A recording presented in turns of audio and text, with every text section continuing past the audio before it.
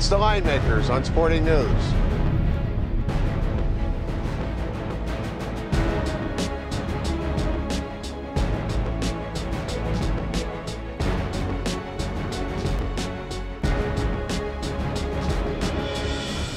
Hey, welcome back to the South Point. I'm Kenny White here with Richie Bachelari, better known as Richie B. the Pencil. You're watching the Line Makers on the Sporting News, and we have a great football game. Two teams that will be bowling this year from the Big 12. Texas Tech at Oklahoma State.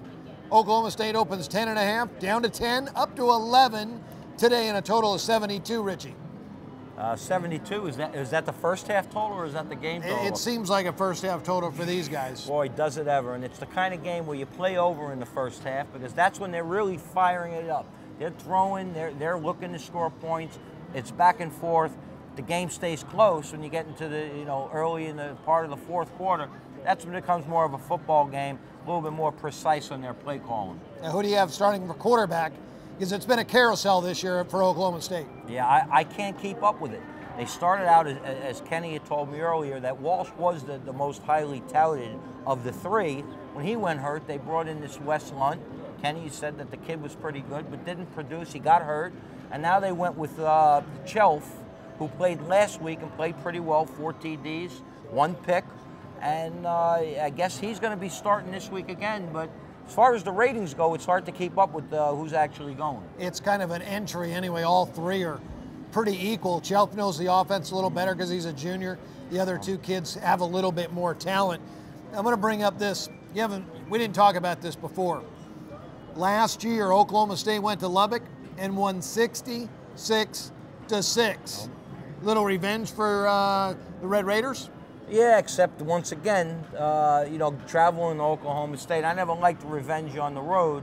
If they were definitely playing back in Texas Tech, I'd look for that angle. But they remember it. And this kid for Texas Tech, Seth, what the hell's his last name? Dagey. His name's Seth Dodge to me, because I look at it fast. But this kid's phenomenal. 500 yards last week. The team is 3,350 on the season, 34-9, touchdowns to interceptions. He's a tremendous quarterback. He's definitely capable. Now, switching gears, both of these teams, common opponent, Kenny, at Kansas State, both opened up getting 8 on the road. Both got bet down to 7. Both get blown out pretty big. And it leads me to believe, too, that this 10 in this spot is more the result of Texas Tech not playing too well as of late. Was 10 up to 11.